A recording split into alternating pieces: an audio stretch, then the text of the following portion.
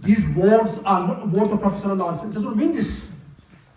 Keep this in your mind. You know, when you hear or when you read, this hadith is weak, it does not mean that these are not the words of Prophet sallallahu alaihi wasallam. They are the words of Prophet sallallahu alaihi wasallam. Keep this in your mind.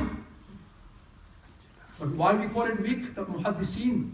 Why they say, why they classify this hadith as a weak?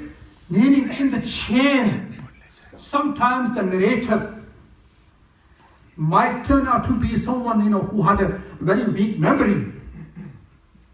Very weak memory. So the muhaddiseen, they classed him as, they would say, no, because in this chain there is a narrator who's got very weak memory. There is a possibility he may have made a mistake. So therefore they say, well, this hadith is weak, whereas the words are Prophet sallallahu alaihi wasallam's words. So, the muhaddiseen, they fix some categories of the hadith. This hadith is authentic, this is weak, this is hasan, this is mursal, this is that, and this is that.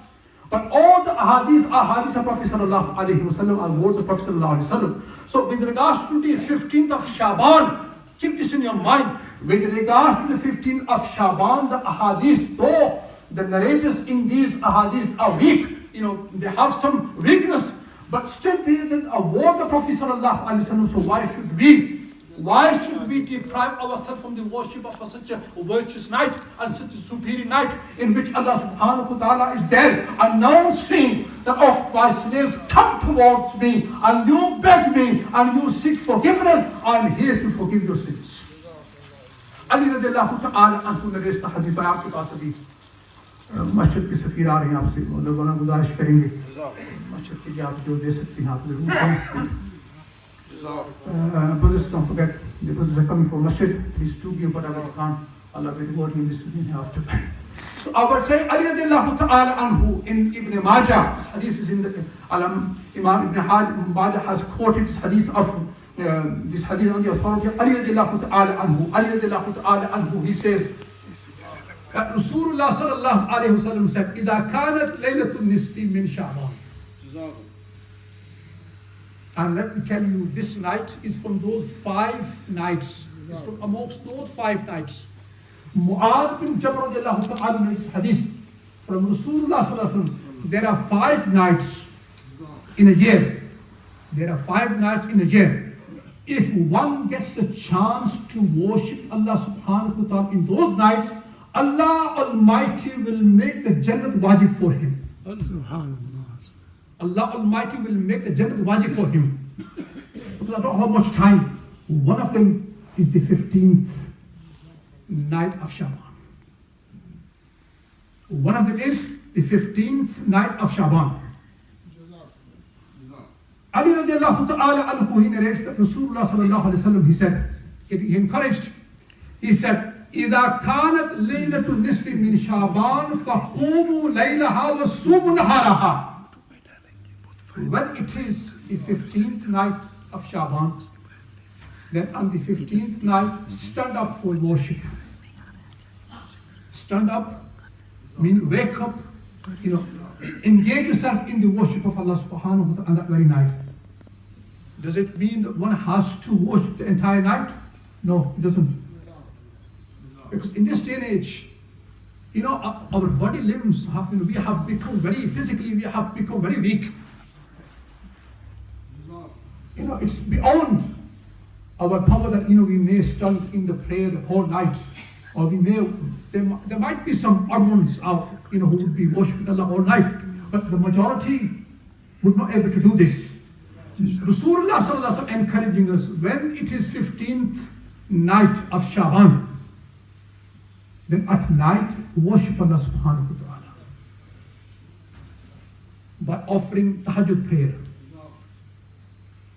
And this tahajjud prayer, it's the sunnah of Prophet sallallahu alayhi wasallam. And our Prophet sallallahu alayhi wasallam, he encouraged us. And he said in the hadith, alaykum bi qiyam al-layl fa innahu da'u salihin. Rasulullah sallallahu alayhi wasallam said, you should offer tahajjud prayer, for it is a noble way of the pious people. They have been offering this night prayer. And then Prophet ﷺ mentions the blessings and the benefits of the night prayer. One of the blessings, he said, it will bring you close to your Lord.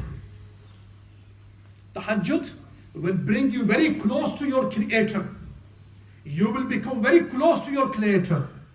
And the second blessing of this night prayer is that it will keep you away from sins. It will keep you away from sins. It will prevent you from doing sins at daytime. And the third blessing is that Allah Almighty, through the night prayer, He will forgive your minor sins. Your minor sins will be forgiven. And there is another one. There's another benefit in this one. And that is Rasulullah sallallahu alaihi wasallam, he said, through the night prayer, Allah subhanahu wa ta'ala will keep the illness and diseases away from your body. The diseases and the illness from your body. Allah will grant you health through night prayer.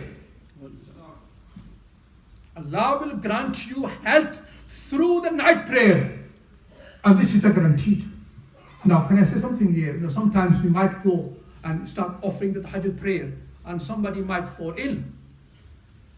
Somebody might fall ill, and you might say, well, in the hadith, Rasulullah sallallahu alaihi wasallam is saying, it will keep the illness and the disease away from your body. Allah will grant you health.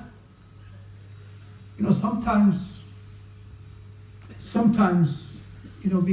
we fall into the deception of shaitan here. And here comes the shaitan, he plays with us. And then we start doubting the sayings of Prophet sallallahu alaihi wasallam. Look, he said this, but it's contrary to what I'm going through. I've fallen into illness now. And Rasulullah sallallahu alaihi wasallam saying that the one who offers the night prayer, Allah gives him the health. First of all, remember, the words of Prophet sallallahu alaihi wasallam cannot go wrong. The words of Prophet sallallahu alaihi wasallam cannot go wrong. It can never go wrong. So why have you become ill then if you were offering the prayer? First of all, always remember, when you are given the chance to offer your daily 5 prayers, after the prayer we should say, oh Allah, astaghfirullah. I have offered the prayer, but I don't know if I have offered in a way that you liked or not. There are many chances that I have made mistake in my offering the ibadat. And sometimes Allah subhanahu wa ta'ala, He makes a decision. There's a hadith of Prophet in which he says, Allah has appointed many angels who protect us. There are many angels are here to protect me and you from the jinns, the makhluk which cannot see. They are there to protect us. They are there to protect me and you from the shayateen, from the devils. But Rasulullah sallallahu alaihi wasallam is saying, when Allah wills, and when He wants to cause you a harm, you know what He does? These angels who are appointed to protect you, they step aside.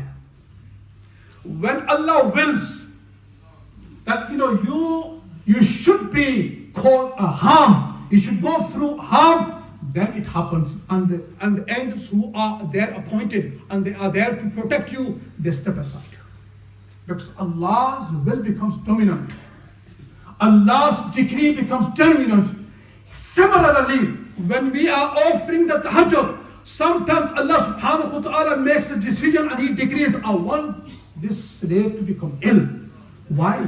Because Allah subhanahu wa ta'ala, sometimes Allah has appointed a rank for every believer in Jannah. Some will reach there through their actions, good amals, but some will not reach there through their actions. They're not doing so much actions. So what happens?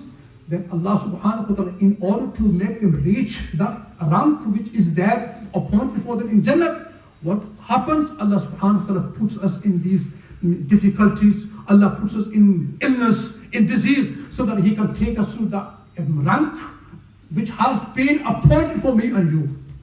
So Rasulullah sallallahu alaihi wasallam saying, the 15th night is a very blessed night. 15th night meaning the 15th night of Shaban. The 15th night of Shaban is a very blessed night.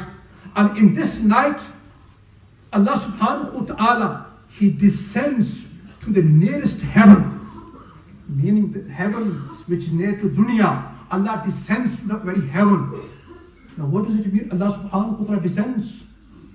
What does it mean? Allah in the Quran, Allah mentions He's got a hand. He mentions his face. What does it mean? The muhakkikeen, they say, wherever Allah has mentioned His hand, His face, or Allah in this hadith is saying, Allah descends to the nearest heaven. Whatever the meaning, first of all, Allah is beyond from moving from here to there. Keep this in your mind. Whatever the meaning is of Allah coming to the nearest heaven, whatever the meaning by Allah's hand is, whatever the meaning by Allah's face which is mentioned in the Quran, we believe in it. As a believer, our Imam, whatever the meaning is behind it, we believe in that meaning. We don't have to investigate what does it mean Allah comes to the to the nearest heaven. What does it mean Allah Yadullah, the hand of Allah? What does it mean? Whatever the meaning is, we believe in the meaning. We don't have to investigate. As a believer, we bow to the command of Allah. Whatever Allah has said, we believe in that. So, on this very night, Allah is saying, Allah bin mustaghfirin fa'aghfir Allah. Is there anyone who has committed sins? Here I am. I am ready to forgive him. I am ready to forgive him. Is there anybody who has committed sins? And you tell me, who is there who hasn't committed sins? Every human being, kullu bani adam khata'un. Rasulullah sallallahu alaihi wasallam is saying, every man is a sinner. Every man is a sinner. Wa khayru khata'in atawwabun. The best of the sinners are those who repent to Allah subhanahu wa ta'ala. The best of the sinners are those who seek forgiveness. And this very night, let me tell you, where you're going to seek forgiveness for yourself. Rasulullah sallallahu alaihi wasallam in a hadith, you know what he said?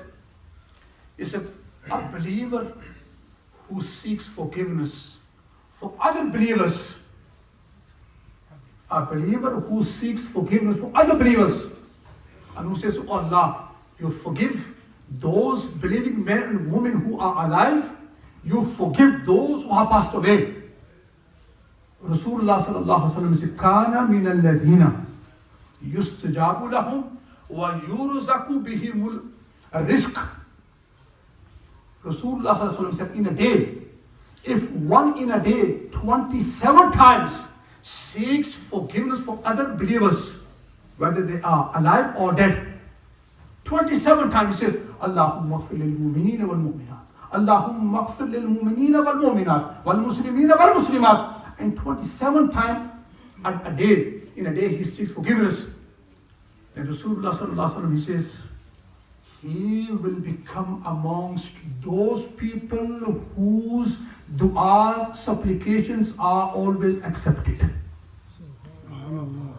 Then he will become makbul du'a, meaning whenever he will raise hand to make dua, Allah will straight away accept his du'as.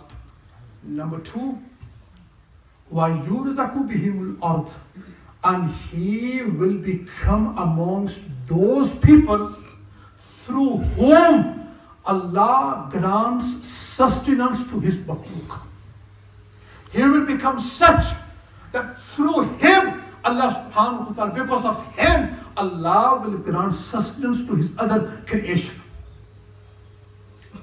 And also, as I said in Urdu, you are going to pray for yourself. You're going to make dua for yourself on the 15th night of Shaban.